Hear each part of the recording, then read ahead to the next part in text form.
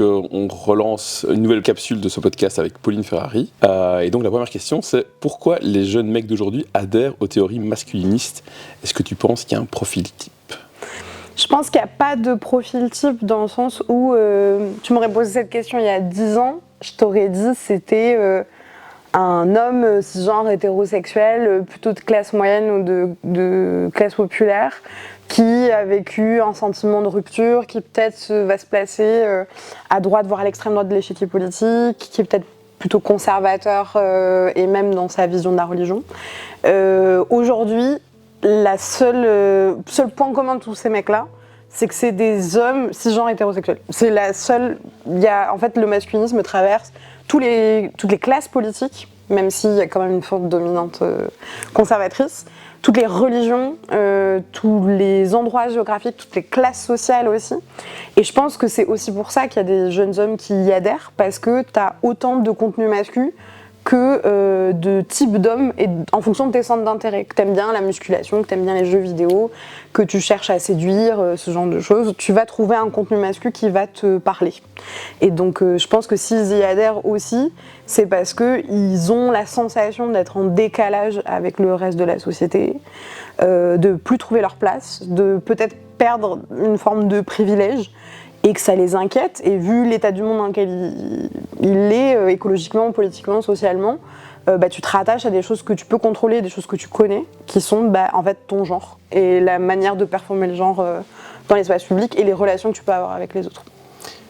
Et est-ce que du coup le côté un peu bulle de filtre joue un peu dans le fait de vraiment se nourrir que de ça, et d'être en réaction avec par exemple d'autres positions qui sont en tout cas qui s'expriment de plus en plus aussi dans les réseaux sociaux, que ce soit au niveau podcast ou autre chose? Tu trouves que ça joue un rôle aussi?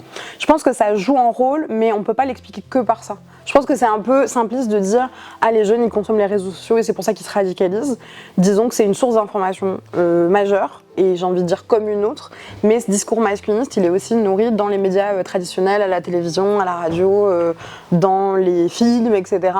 Et donc ce qu'ils voient sur les réseaux, ça fait écho en fait au reste de la société. C'est-à-dire qu'on vit dans une société patriarcale qui valorise et légitime la violence masculine et la domination des hommes sur les femmes. Donc en fait, ce discours-là masculiniste qui est plus extrême et plus cash ne vient que légitimer des choses qui sont déjà présentes.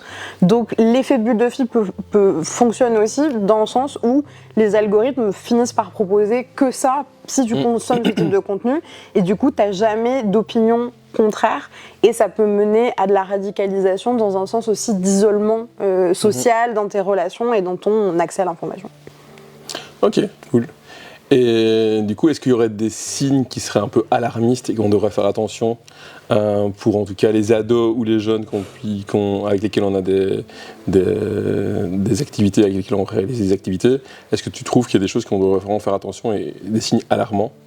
Je dirais un changement radical dans la relation aux autres mecs et aux filles. C'est-à-dire un jeune qui, a priori, était à l'aise dans une situation de mixité, qui d'un coup se met à être hyper dégradant ou hyper éloigné envers les filles. Un changement de comportement, de toute façon, quel qu'il soit, du jour au lendemain, ça doit alerter dans tous les cas. La présence de certains mots, c'est-à-dire des jeunes qui font des blagues sur le mot body count, qui vont utiliser en fait des termes qui sont très issus de la manosphère et donc de ces sous-communautés sur internet du style la red pill, donc la pilule rouge, ce genre de choses. Ça peut laisser penser qu'il y a en tout cas de la consommation de contenu. Et aussi des théories du complot en fait. C'est-à-dire que des jeunes qui vont commencer à dire non mais de toute façon il y a beaucoup plus d'hommes battus que de femmes victimes de violences conjugales, des jeunes qui vont remettre en cause des chiffres, qui vont diffuser des fausses informations, ça peut être aussi un peu un signe quoi.